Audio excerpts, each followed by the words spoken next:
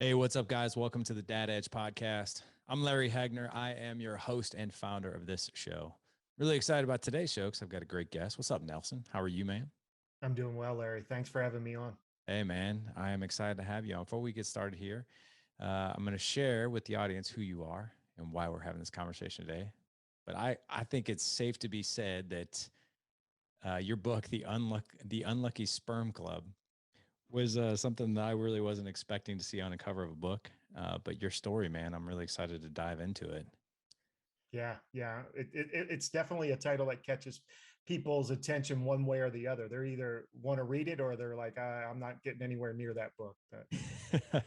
I could see why, man. I can definitely see why. So, hey, listen up, guys. Before we get started today, I have a couple quick announcements for you guys. Obviously, today is a very, very big day if you're catching this particular show on September 11th. So, obviously, we want to take a moment to just honor those who gave their lives to a greater purpose than their own. Obviously, it has now been, my gosh, 20 years to the day if you're catching this show on September 11th. And we just want to honor those who have been fallen and honor those that have rebuilt, what was once destroyed. So, prayers for the fallen people on that day, as well as the fearless people that rushed into those buildings on that day to save the lives of other people. Just as such an epic day of sadness in this country, but also a day that obviously goes down in human history, right, as one of the biggest tragedies ever. But it just shows the resilience that the American people really have. It shows the resilience that we can actually start anew. And if you look at the beautiful Freedom Tower that's in New York City now, I mean, it's just such an amazing story of how we can rebuild even from absolute tragedy and disaster. So taking a moment to reflect on those, to honor those, especially the New York City Fire Department, as well as the police force on that day. So many lives were lost, but also it's such an incredible comeback story. And, wherever you're at right now, as far as it pertains to all the chaos going on right now with COVID and the right side, the left side, uh, just the craziness that's going on in Afghanistan right now, all kinds of different things that are just ailing us right now and stressing us. And there's so much, I can't remember a point in time where there's been more uncertainty in the world, but I do know that we will overcome some way, shape, or form. We will absolutely overcome. This country has a history of overcoming adversity, whether it be in the form of a virus, whether it be in the form of political uncertainty. We always have a way to get back. So I'm really excited to see what the future brings. I know a lot of people think that the future is bleak. I choose not to feel that way. I choose to think that the future is going to be bright. We go through seasons and we go through times of extreme adversity, but there is beauty on the horizon. That much I do know. Before we get started today, a couple quick announcements. In just 5 weeks, actually, from almost to the day, we have the Dad Edge Summit here in St. Louis, Missouri.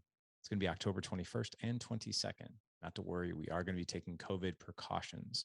For those of you guys who will be joining us, you can find all the information. Go to thedadedge.com, just right there on the homepage. You'll see what we're doing, but it's going to be a 2-day immersion event. Right now, we are at about 175 tickets that have been purchased. We have room for about 250 people. If you want to get a seat with us, absolutely make sure you grab a seat and register. Just so you guys know, too, one of our friendly sponsors for the event is First Form. And obviously, you guys know who that is. Andy and Sal Frisella, the owners and operators over at First Form. We are actually going to be kicking the event off at the First Form headquarters. And if you haven't seen that incredible, sick facility, at least on images and videos, because that particular facility is not open to the public, 250,000 square feet of this office that Andy has built. And I've been in there twice. It is honestly it's like Willy Wonka's chocolate factory for adults. It's amazing. We're going to be kicking this event off in their auditorium that seats 250 people. We're going to be doing a visioning exercise. Sal Frisella will be there. I'll be there to kick this event off. If Andy's in town, he'll be making an appearance as well. But really excited about that particular event. You can, like I said, go to thedadedge.com. So again, we have Nelson Tressler, who is our amazing guest today. He's a motivational speaker. He's also the author, as we mentioned early on, The Unlucky Sperm Club. if you can get your arms wrapped around that one. But don't worry, you'll understand the story behind that. He is the founder and CEO of I Got Smarter Goals Elevated. He has used goals and personal development to design a life that he could not have imagined as he was a child born to a 15-year-old mother. I'm going to pause for a second and let you guys know I know the story behind this man. And his story alone will be like, I mean, if you think you've got adversity in your life and maybe not the best start from a child not to adult, wait till you hear Nelson's story. He became the first person in his family to graduate college. He also served in the US Airforce. Thank you very much, Nelson, for your service. Really appreciate that. He became the top worldwide producer for a top commercial real estate company and started over 10 businesses, including one of the largest privately held pet resorts. Like, Nelson, I'm starting to wonder, like, what questions I shouldn't ask you, or like, what haven't you done? Like, there's a variety of things going on here, man. Yeah, there was a lot. I mean, I think I had a problem for a long time where I couldn't say no to any opportunity. And, so, as you read my book, some of those got me into some trouble that I had to get out of. But overall, it all ended up pretty well. So I appreciate, being able to do all those things. Well, let's start right there, man. Let's start with this crazy beginning to this story. Yeah, I mean, my origin story is definitely unique. As you said, my mom was 15 years old when she became pregnant with me. And while she was pregnant with me, her father, who was a local trash collector in a small town, drove into the town square. There, he saw two police officers. He stuck a gun out the window of his car and opened fire on those police officers, killing one and critically wounding the other. And eventually, my grandfather was captured and brought to stand trial, where he was facing the death penalty for what he had done. And during that trial, my mom got up and testified to the jury that the reason that her father had shot and killed that police officer was that that police officer had raped her. And she was now pregnant with his baby, who was me. And my mom's testimony worked. The first trial ended in a hung jury. However, my grandfather was tried again. The state did take the death penalty off the table because of my mom's testimony, but eventually my grandfather was found guilty and sentenced to life in prison without the possibility of parole, where he ended up spending the rest of his life, more than 40 years behind bars, leaving behind in this small town, his family of 15 children, including my mom, and now me to kind of deal with, the quake of what he had done. And if you've ever lived in a small town, everybody knows your business. And, this was the biggest thing to ever happen there. And because of that, everybody knew who my family was, and specifically, who I was and what I represented. And, that's kind of where my life started. I was eventually, born to a 15-year-old mother. And eventually my mom, turned 21 and went out looking, for a husband. And she ended up finding one in a bar. And we quickly came to find out that this man was very abusive. He was an alcoholic, an angry drunk. And from that day on, me and my mom pretty much, got abused by him on a daily basis. And eventually, my mom had four more children in quick succession to this man. And because of the lifestyle that they're living, a lot of the basic needs of my siblings fell upon me as the oldest. And, at a very early age, I was bottle feeding and diaper changing, even waking up at 2 a.m. to put crying babies back to bed. And because of all of this, my mom, she would rather me stay home from school and help with babies as opposed to go to school. I mean, there was no emphasis on education in our family. Of the family my mom came from, of those 15 children, only 2 had ever graduated high school. None had ever attended a college. And so I remember the first or the last day of fourth grade, going to school, you're all excited. Okay, who am I going to have for fifth grade? Which one of my buddies are going to be in my homeroom? And I remember being excited and looking down at my report card that last day of fourth grade and seeing straight F's on my report card, and the fact that I wasn't moving on to fifth grade, that I had flunked fourth grade. And that's the way my life went until one day, my stepfather was walking home drunk from a bar, and there was somebody else driving home drunk from that bar, and they ended up hitting and killing him. And as hard as my mom's life has been to this point, here she is. She's dropped out of school in the 8th grade. She's never worked outside of the home. And as brutal as my stepfather was to her, losing him, she pretty much felt like she lost all hope. She couldn't figure out how somebody like her was going to, care for 5 small children on her own. And it was at this time that she decided that she was going to take her own life. And my mom attempted suicide. And fortunately, she wasn't successful. But when she got out of the hospital, it was then that my family got split up, and I went to go live with my grandmother, who was the wife of the man who shot and killed the police officers. And that was kind of where my life kind of took that turn. And Larry, I'll let you jump in here. I could talk all day on this, but if there's anything specific you want to say, or I could carry on, whatever you prefer. I mean, first of all, man, I almost don't know where to start with all that. I mean, I say that jokingly, but like that, I mean, that's quite a story. I mean, that's something you don't hear every day. We hear of adversity and turmoil and crazy childhoods and all those things, but very rarely do we hear something of that extreme. The first question I do have for you though is your grandfather still living? No, he Okay. passed away about 7 or 8 years ago. This is more just a curiosity question, and we can answer this one quickly, but I am curious.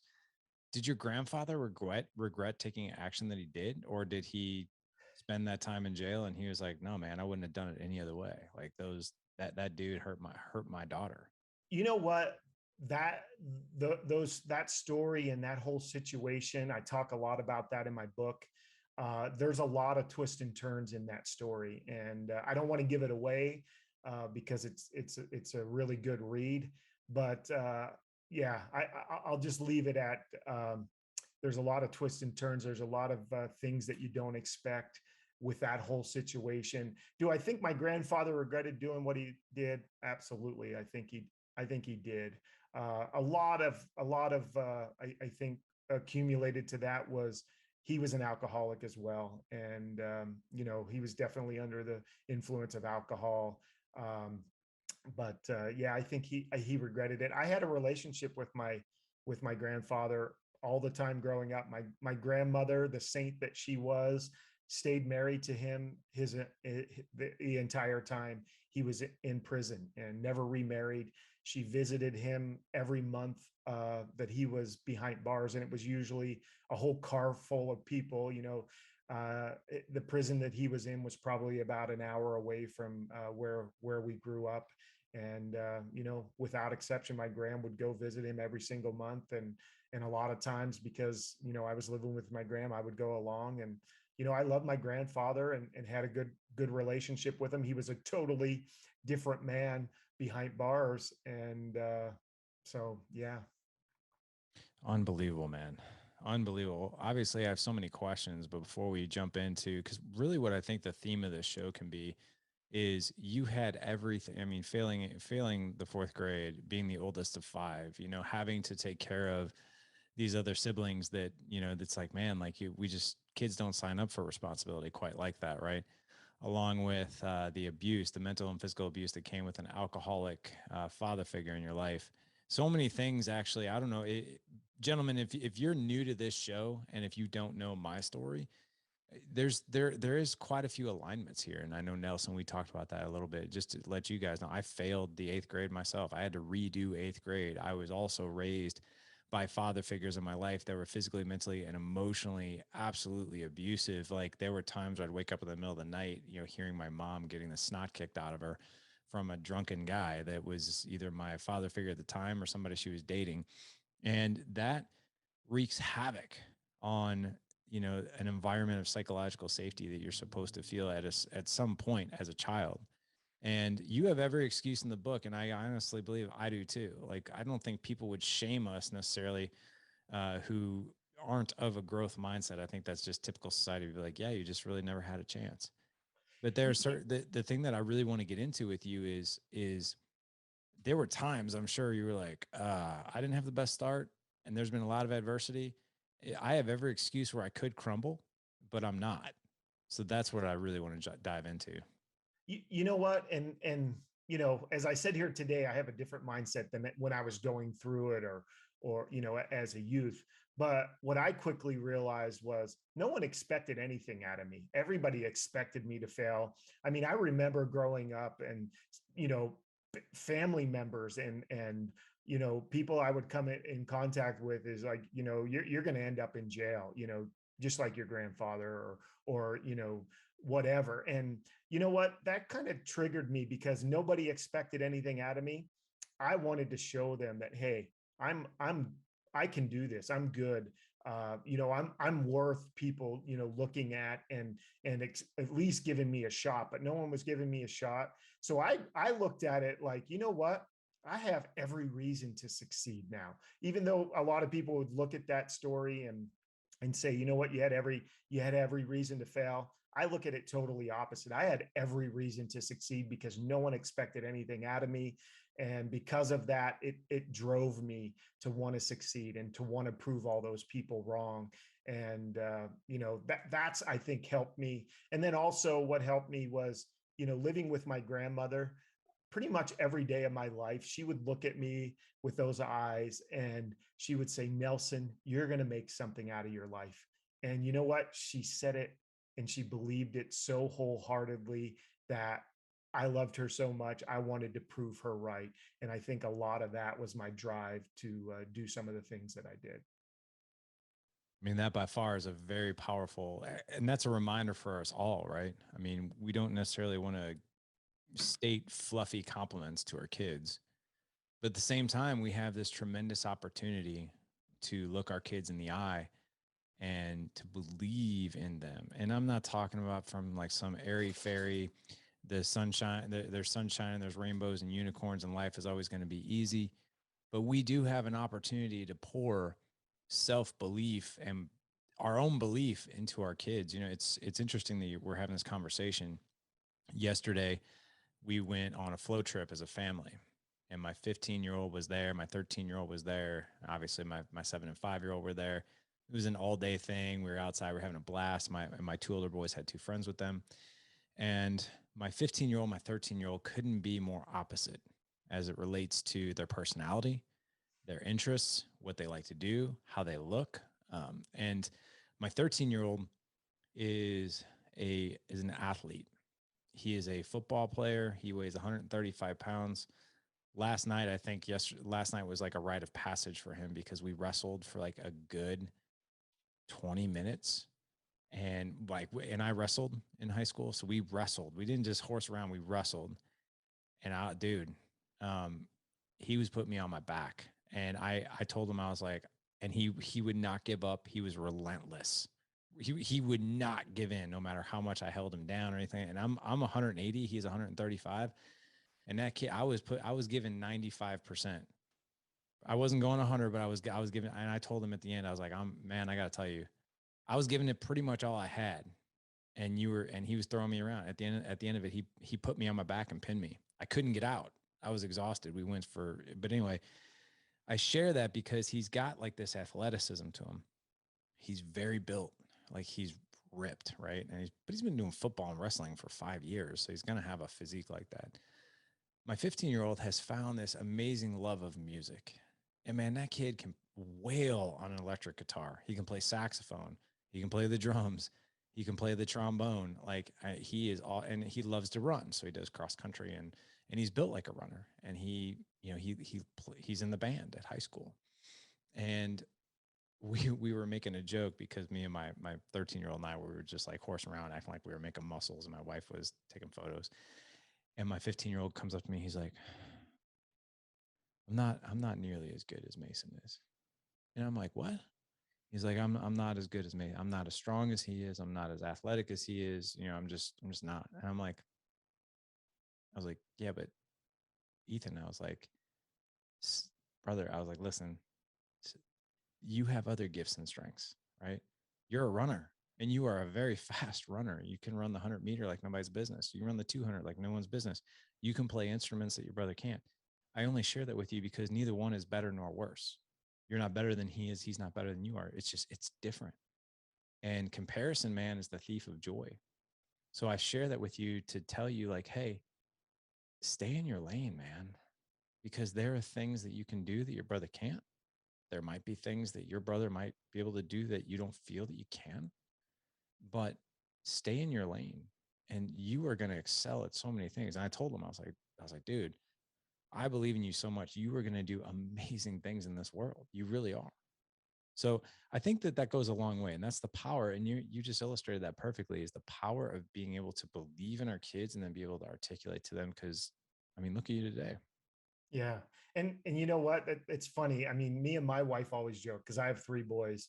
And it's like, how did these three boys come from the same two parents? Because they are so different. And we're kind of in the same situation. It's kind of it's kind of reverse though, is yeah, I have a 19-year-old, and he received a Division 1 baseball scholarship, and was the same thing, a wrestler and a football player, and just everything came easy to him. And I have a 15-year-old who's a great athlete on his own, but he's going to the same school as his older brother, and he's always being compared to him. I mean, and it's hard. And the younger one is a perfectionist, and from an early age, if he wasn't perfect at it, he kind of tended to just throw up his hands and stop.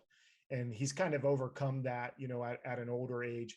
But yeah, I mean, it's hard for those kids that are comparing themselves to brothers. And I think us as fathers need to do a good job of really doing exactly what you said, is like looking at their strengths. And my younger son is the smartest person in our family, and he never has to study, but he still gets straight A's. And he's got that part of our family, where the heck did that come from? But yeah, I think we got to be very careful of that. And I talk about some of those stories in my book, because my oldest son, who's 23, has FG syndrome and has struggled in academics and struggled in sports his whole life. And teaching my younger kids to kind of have patience with him as we grew up, what was very difficult at times as well. And yeah, I think us as fathers,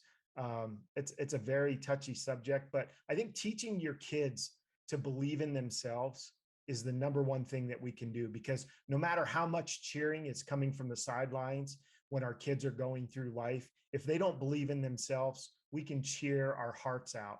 And if they're not believing in themselves, all that cheering from the sidelines not going to do any good. So focus on them believing in themselves, seeing their own potential, and seeing their own like individuality and what special gifts they have. If you can do that, and your kids believe in themselves, there's nothing that can happen that's going to kind of sidetrack them, in my opinion. I agree. I'm a big proponent too of getting wins, right? And not the fluffy ones, like putting your kids in uncomfortable situations where the failure won't be anything catastrophic, right? So we're not going to like throw them into a ocean with sharks, right? But to where they can do something uncomfortable and they can succeed, or they do succeed, and then reflecting on how they succeeded. The other thing too, especially with siblings, I want to make sure that men hear this, and then I want to get to some stories from your book that really highlight some of getting through adversity and that kind of thing. Um, when you're growing up, it doesn't matter if you have girls, doesn't matter if you have boys, but you know, we have a tendency to compare ourselves to the people around us. And sometimes those people, the closest and the easiest person to compare ourselves to is the ones under our own roof. So I told my son yesterday, I was like, keep one thing in mind, that comparison is the thief of joy. And when we're doing that, we're not we're not staying in our lane. Now, granted, if you have goals and you want to do things like your brother, like go play football or work out, and because you want to be more muscular, whatever it is you want to do, then and if it's aligned with who you are and what you want, then go do those things. But we all have different skills and strengths. There have been many times in my life, and I know you guys who are listening to this show in the audience, there have been times in your life where you have absolutely just been ridden with self-defeat because you're comparing yourself to somebody else, right? It could be when you were in high school as an athlete, it could be now in the workplace, it could be the way you look physically and your next door neighbor has got a six pack. It's all these things, right? But keep in mind, we all have skills and we all have gifts, and we can either compare or we can enhance what it is that we're good at. Or if you want to chase those things that you think might bring you more fulfillment, then go do those things, right? So let's get to some of the stories in your book. By the way, I have to ask, how did the title come about? Well, you know what? Originally, I was going to call it the Lucky Sperm Club because I really feel like the circumstances that I was born under and had to live under helped me to want to succeed. So we've all heard the Lucky Sperm Club. You know, people who are born into extreme wealth and feel like they have all the advantages. But you know, I feel like, you know, and that's one of the things as a father. I think a lot of the trials that I had to go through helped strengthen me, helped to thicken my skin, helped to give me that drive and desire to want to succeed. And I think one of the things that I've struggled with is because I kind of came up that way, I want to provide for my family in a way that I was never provided for. And I think by doing that, I felt myself say, well, am I really just taking away all that desire and all those things that really drove me? Am I not going to help my kids succeed later in life? And I think that you got to be very careful of that. But then I decided to call it the Unlucky Sperm Club, and I'm actually in the process of kind of putting quotes around that UN in front of lucky, because I want people to understand that this is definitely I mean, the subtitle of the book is you're not a victim of your circumstances, but a product of your choices. And that's what I want people to take away from this is I, I'm I'm going into this. I want people to understand that you've got to do your best, and no matter what situation you find yourself in, um, you get to choose how to overcome that, and you're able to do that by, you know, making choices and not giving away your success to people or places or circumstances. That when you do that, you give away all control. You have to keep that control. Yeah, so let's get to the how on that one. Okay. I've got I've got a coaching client that I'm working with right now. And he's in a season right now. He's in a mindset. Part of the reason why he hired me, right? I have my own rhyme and reason and how I help men do that very, very thing. But, you know, some of the statements that he's made, right? What's the point? I fail anyway. It doesn't matter if I try, I keep failing. You know, what's the point of all this, right? So like that's the, we actually start his first set. Well, by the time this show launches, we will have done four, but that's the attitude that he's coming in with is what's the point? I just keep failing. Actually, while we're on this call, let me bring up a few things here. um I have self-talk issues. I have never done anything of any consequence. All these guests that you've had on your show and most other guys at least have a drive to do something every day, every minute. I always ask myself, why? Why do I even bother? I don't know how to set goals. I'm so tired of failing at everything. I don't know what it looks like to be confident. I don't know what it looks like to win. I don't even know what it looks like to love myself. Now, I had how I responded to that. I have my own way. But there are a lot of guys out there, man, that they feel this. And probably now more than ever because of the environment and the uncertainty and the stress. It's like this hum of COVID and the hum of politics and the world's coming to an end and all these things that are fighting us, right? What advice would you give this guy? Well, he's given away control. I think and he also doesn't see the potential that lies within him. I mean, one thing that I found is you show somebody what potential lies within them, what they're capable of accomplishing, they'll never be the same, and they'll never settle for anything less again. And I think that's one of the things that I saw. Is I felt the same way. Like growing up, I'm like, I'm damaged goods. Yeah. I come from a family where, people walk on the other side of the sidewalk when they see you. They won't allow you to be around, date their daughters. I felt like that was me. But then people came into my life that showed me that potential, that showed me I was worthwhile. And then I was able to accomplish a few goals and really build upon those. Like when I became that first person in my family to get a college degree, it was like, oh my goodness, I did this. And, I have dyslexia, and it was hard. It was hard to get through college. And, I ran out of money, and I had to join the Air Force on the GI Bill. And it took me 12 years, and it took me 4 different universities, but I was able to do that. And I remember thinking to myself, if I could do this, if I could get a college degree, working as hard as I did and as long as I did, what else could I do with goals and with personal development? And that's when I started to see the potential that lies within me. And then I was never like, you know what? I can, if one of us can do it, all of us can do it. And I saw people doing things, and I'm like, you know what? I can do that. And, I remember seeing what the number one guy in the world for the commercial real estate firm that I worked for. I remember seeing that, and I'm like, you know what? I'm going to do that. And, 3 or 4 years later, I was the number one guy. Hell yes. I was really, so those of you guys in the audience, none of these podcasts are planned, right? I didn't know what you were going to say, Nelson, when I asked you that question, but I'm so glad that you did. You want to hear how I responded to this guy? Yeah. Because what you just did there is you started asking yourself different questions. You started asking yourself better, high quality questions. What could be more, right? What could be? How might I? All these questions that are way more powerful. So I asked this guy, this was over text, can I share some tough love here? He said, please do. I said, you're struggling mentally, emotionally because those questions are absolute crap. And the things that you're saying to yourself are absolutely awful. So that now is your focus.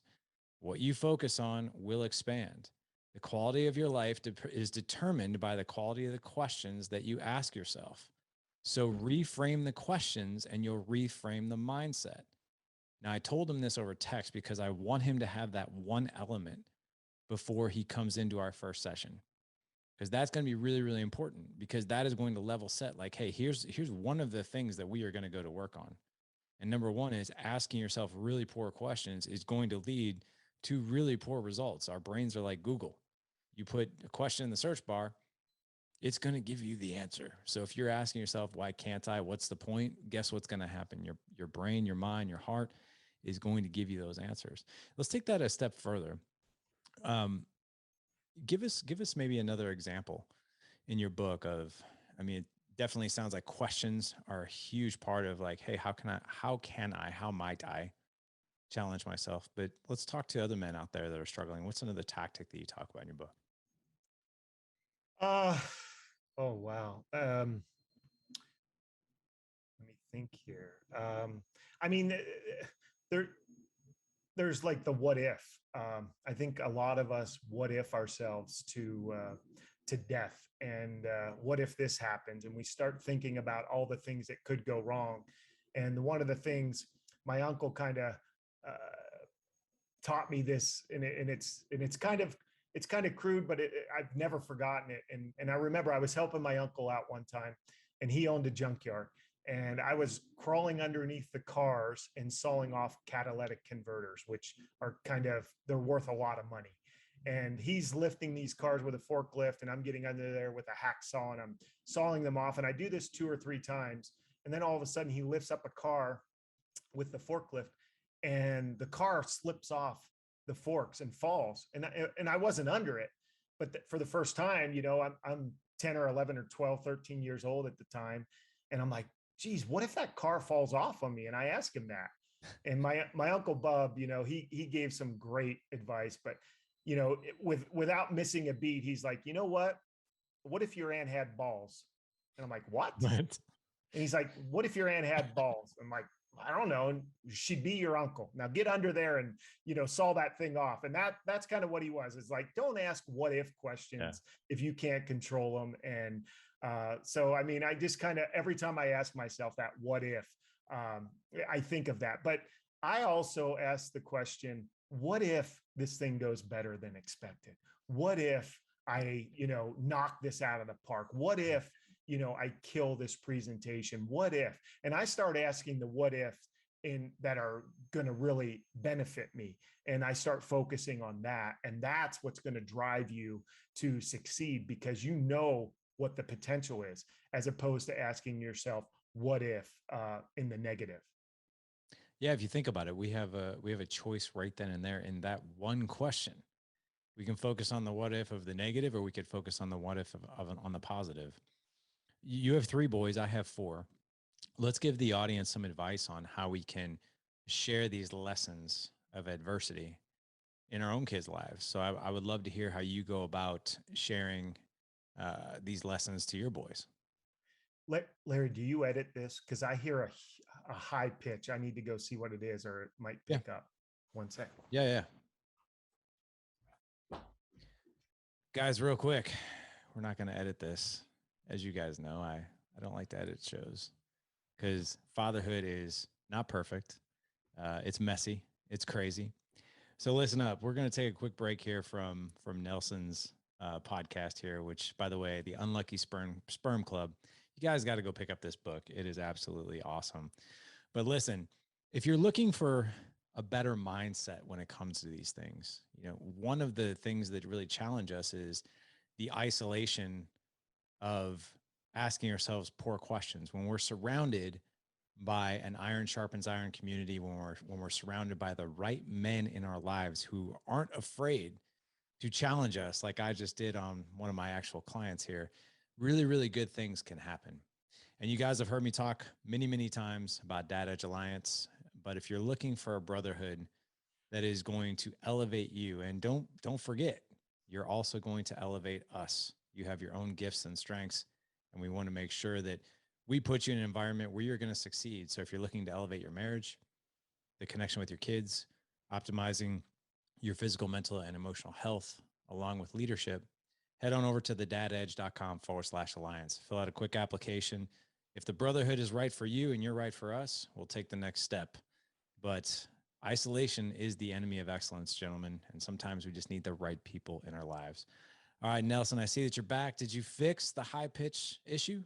Yeah, I think it was the toilet somehow. I Oh, don't know if nice. there was like a little, but it was like Yeah, loud. So I apologize. that's okay, man. We're good. I just did instead of inserting our a normal mid roll, I just went ahead and went off the cuff. So There you go. there we go. So hey, life is filled with unexpected things. Sometimes you got to think quickly, right? Absolutely. So yeah, talk to us about how we can teach our boys, or just our kids in general, about these lessons. Yeah, I mean, I think you have to take every opportunity it is to teach, and I'm always looking for opportunities to teach my boys. And I've got a son right now that's 19 years old, and like I said, he had gotten a Division 1 baseball scholarship.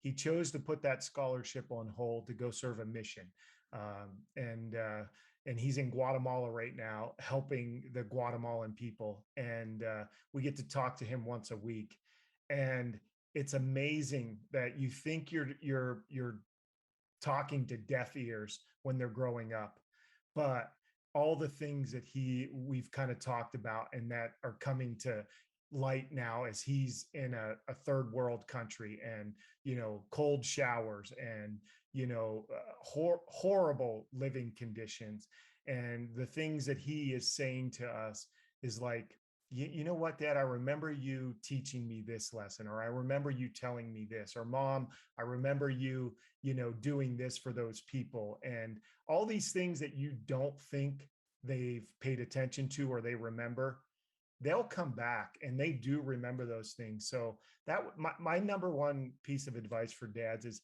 take those teaching moments and really sit down and teach your children when that opportunity arises. Don't feel like you're preaching to them and they may be rolling their eyes, they may be not paying attention, but I guarantee you they're hearing more than you think. And those occasions will come up to where that advice is going to hold true, and they're going to realize, like, oh my goodness, my parents really knew what they were talking about, once they have those life experiences. I really like the way you said that, because you really you shared that in a way that when we're sharing these life lessons with our kids, that you did it without expectation. There wasn't at any point did I hear you say, I shared these life lessons with him because I was hoping at the time he was going to be really receptive to it. He'd be like, thanks, Dad. I really appreciate that at 13 or 12 or whatever age, right? Yeah. But on the flip side, we always talk to our guys. I know I just talked about the alliance, but we coach these guys in certain ways, right? And one of the ways is, especially with your kids, show up with curiosity and appreciation, right? Not necessarily with expectation and agenda. Let me be really, really careful here and clear here. That's not to say when you're explaining a life lesson that you don't have an agenda.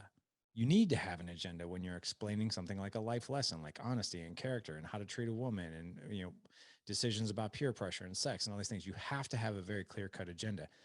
The one thing that we don't want, though, is to have this expectation that if I explain this life lesson, this kid is going to like see this beam of light beyond me and think it's the most amazing, most profound information that he's ever heard in his life. And he's going to hug us and say, Dad, I can't even tell you how long I've waited for you to tell me such amazing information. Right now, that's really, really extreme. And no dad probably feels that way, but to some degree, we're hoping that we get some sort of respect or appreciation after we share something like that. And a lot of times, you're exactly right. We feel that if it fell on deaf ears, or we think that it fell on deaf ears because maybe we didn't get the response that we get. And here's the thing that I want men to catch. You can't not share the life lesson because you think that the expectation is going to be less than what you want it to be. Share the life lesson anyway, because what we always coach our guys is like, listen, you're making deposits right now that you're probably not seeing the ROI yet. Just keep making them, keep making them, keep making them, keep making them. That story really nailed the fact that you keep making them, you get the ROI back. You see the returns, and good on you for that, man. Yeah, no, absolutely. And your kids will do things that will just shock you, Yeah. for the positive. You'll see them do something, you'll see them make a choice, you'll hear them talking when they don't think you're listening to friends. And, and unfortunately, I think a lot of dads, we kind of pick out the things that our children need to improve on, or the things that they do wrong.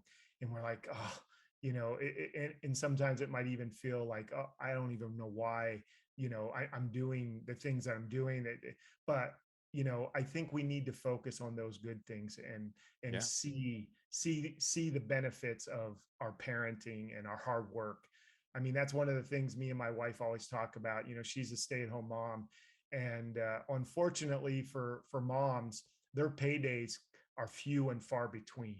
Right. And unlike, if you're going out there, you get a paycheck every week, or what have you. Moms are waiting for their children to, you know pay them back with life events. And sometimes that's like it's like that for us dads too, when we're looking at the benefits of our children, and the paydays for all the things that we're doing for them. But understand that they're few and far between.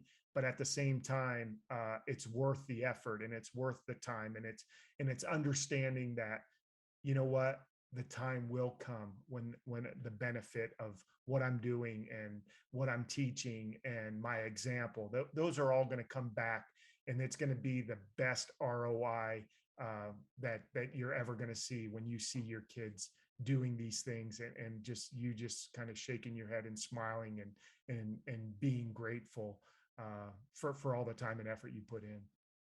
I love that, man. I want to kick this back to just maybe an opportunity for you to do one of two things. I'd love for you to share another story as it pertains to teaching your kids about overcoming adversity, or maybe confidence, or maybe tough love. Or we could switch this to more of a future based question that I always like to end off with. Uh, yeah, I mean, there's a lot of lessons in my book. One of the things I kind of talk about that relates to my children was my sons were big baseball players, and one of the things that they always did was that they traded pins, and each team had their own pin. And people would put in all this time and effort in designing a pin and building, and they'd have thousands of dollars in it. And the kids would go and trade them, and there were dragon pins, but you know these pins really had no value, but the kids knew what they were valued at. And they knew that, to get a dragon pin, you'd have to trade 3 of these pins or 4 of these pins. But, us as parents didn't know what any of that value was. And my youngest son was a great pin trader, and he knew what he wanted. He knew what it was worth, and he would try to cut a strong deal. And I remember he was probably 9 years old or 10 years old at the time, and he had traded pins. And he was talking to me. He's like, Dad, I traded these pins and I kind of feel bad now because this kid really didn't know what he had. And I got a dinner plate pin, which was a dragon or something. It was, and it's worth like 10 of these pins. I actually got it for 3 pins. And he started to feel bad. And I'm like, well, was this kid happy with the trade? And he's like, yeah, I mean, that's why he traded it. And I'm like, were you happy? And he's like, yeah, I'm really happy. But, he could have gotten so much more for it. And I'm like, if he's happy and you're happy, it was a win-win transaction. And that kind of the light bulbs went off. And I think the lesson that I liken to that is we're making trades all the time with our time, with our attention, with our energy. And a lot of times we don't understand what we're trading, just like that young boy didn't understand what he had.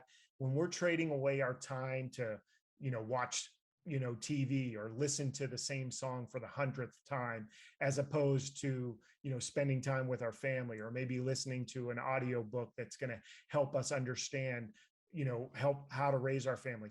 We're always making trades, and a lot of times we just don't understand how valuable our trades are, or how different they could make our lives. And I think that's one of the things to take a step back and say, okay, what am I trading my time for, my energy for, my attention for, that is not furthering what my end goals are? And I think when you look at those things like that, I think you'll listen to a lot less music for the same time, and maybe pop in an audiobook, or watch a little less TV, and go find your kids and spend some time with them. But understand that everything's a trade. We just need to understand what we're trading away in that process. That is such a fantastic life lesson. And it's also a great lesson in, hey, your happiness is not somebody else's happiness, right? That could be one. But yeah, you are exactly right that we are always trading those valuable resources. I saw Sylvester Stallone actually post a video about what is the most valuable currency.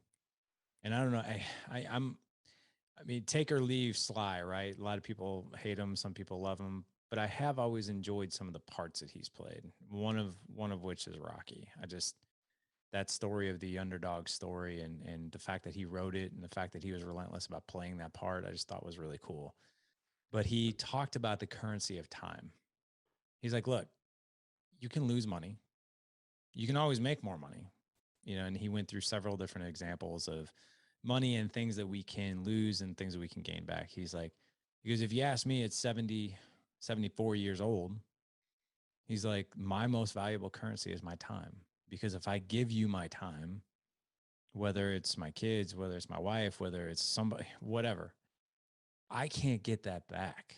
No matter how hard I work, no matter how much money I make, I literally gave you my time that I can't get back.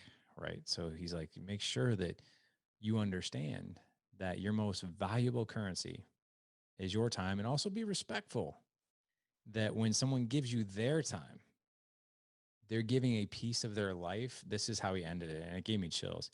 They're giving you a piece of their life that they can't get back. I was like, whoa, puts it in a Yeah. whole new perspective. So Yeah, no, I agree 100%. And that's part of our program of I Got Smarter is time is our most precious resource. There's nothing that you can ever do. You can't buy it back. You can't negotiate it back.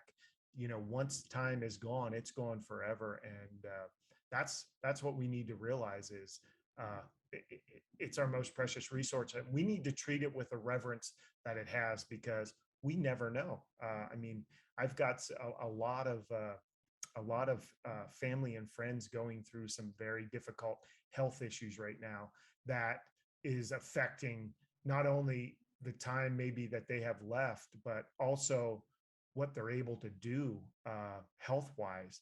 And that's really opened up my eyes to say, you know what, am I doing what I want to do? Because it's not guaranteed. We always think, okay, you know what, I'm going to do this when this happens, or when I get this old, or whenever I get this much money, or whatever. But none of that's guaranteed, and I think we need to understand that and use time the way that it should be used as our most precious resource. You bring up a really great point that I want to make sure the audience hears, because this goes back to a conversation my wife and I had.